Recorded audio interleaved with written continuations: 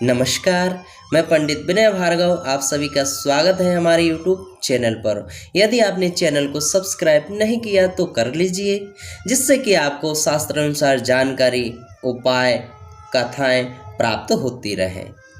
बोलिए गजानन भगवान की जय, लक्ष्मी नारायण भगवान की जय। परिवर्तनी एकादशी व्रत कथा। धर्मराज युधिष्ठिर ने कहा, हे भगवान, भाद्रपद मास की शुक्ल पक्ष वाली एकादशी का क्या नाम है? उसके व्रत करने की क्या विधि है? आप मुझे वर्णन कीजिए। श्री कृष्ण जी महाराज ने कहा, धर्मराज, अब मैं भादो मास के शुक्ल पक्ष की एकादशी का विधि पूर्वक वर्णन करता हूँ। आप इसे ध्यान पूर्वक सुनो। इस एकादशी को परिवर्तनी अथवा वामन एकादशी भी कहते हैं। यह पापों का नाश करने वाली, स्वर्ग देने वाली, नीचों का उद्धार करने वाली, वाजपेयी यज्ञ के समान फल देने वाली है। जो मनुष्य अपनी गति चाहते हैं उन्हें इस एकादशी का व्रत अवश्य ही करना चाहिए। जो मनुष्य इस एकादशी के दिन वामन भगवान की पूजा करते हैं वे तीनों देव अर्थात ब्रह्मा, विष्णु, महेश की पूजा करने का फल प्राप्त होता है। इस एकादशी के दिन श्री विष्णु करवट बदलते हैं, इसलिए इसे परिवर्तनी एकादशी कहा जाता है। युधिष्ठिर ने कहा, हे भगवान, आपके इन वाक्यों को सुनकर मुझे अत्यंत संदेह हो रहा है। क्यों आप इस प्रकार के सोते और करवट बदलते हैं? और किस प्रकार वामन रूप धारण करके राजा बलि को बांधा था? और क्या क्या लीलाएं की थीं? चतुर्मास व्रत की क्या कथा है तथा आपके शयन करने के पश्चात मनुष्य का क्या कर्तव्य रहता है, यह सब कहिए। तो श्री कृष्ण जी महाराज कहने लगे, हे धर्मावतार, मैं अब तुमसे पापों को नष्ट करने वाली कथा कहता हूं। त्रेता युग में दानव कुल में एक बलि नाम का अत्यंत भक्त था तथा दानी, सत्यवादी और ब्राह्मणों की सेवा करने वाला प्रतापी राजा हुआ था, जिसने अपनी भक्ति के प्रभाव से इंद्रलोक पर अधिकार कर लिया था। बलि द्वारा इंद्रलोक पर अधिकार करने पर सभी देवता स्थान विहीन होकर दुखी रहने लगे। उन्होंने श्री हरि के पास जाकर के प्रार्थना की। तब भगवान ने वामन अवतार धारण किया और अत्यंत तेजस्वी ब्राह्मण बालक के रूप में राजा बलि पर विजय प्राप्त की थी।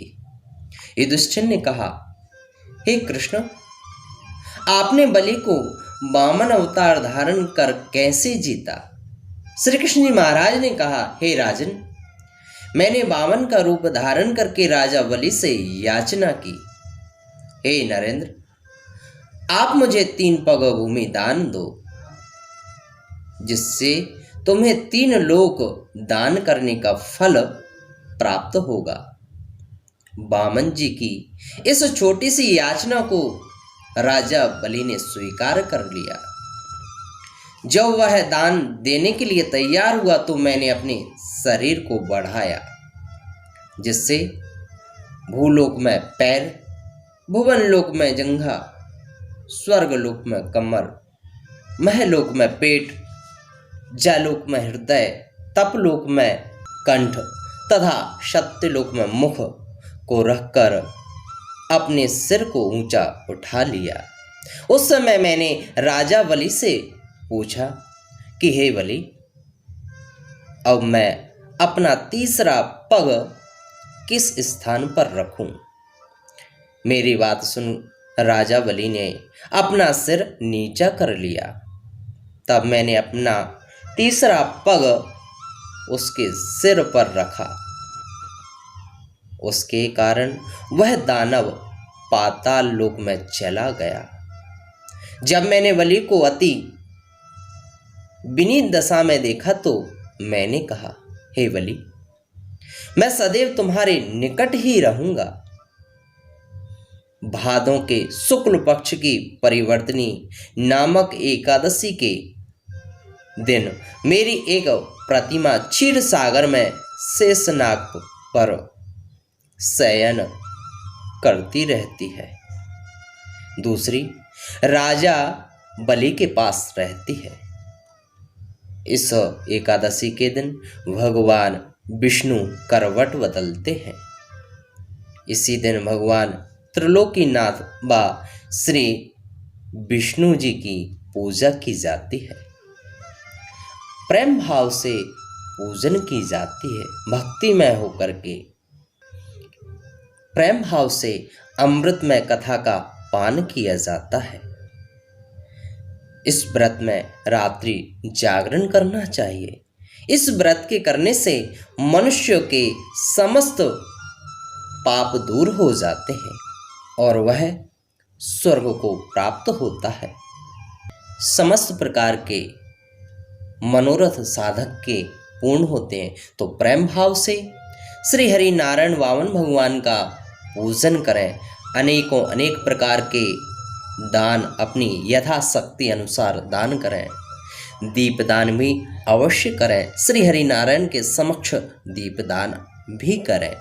तो प्रेम भाव से किया गया व्रत पूजन निश्चित ही हमें फल प्रदान करता है। तो इस प्रकार से गोविंद की आनंदमयी कथाओं का पान करें। श्री राधे श्री राधे।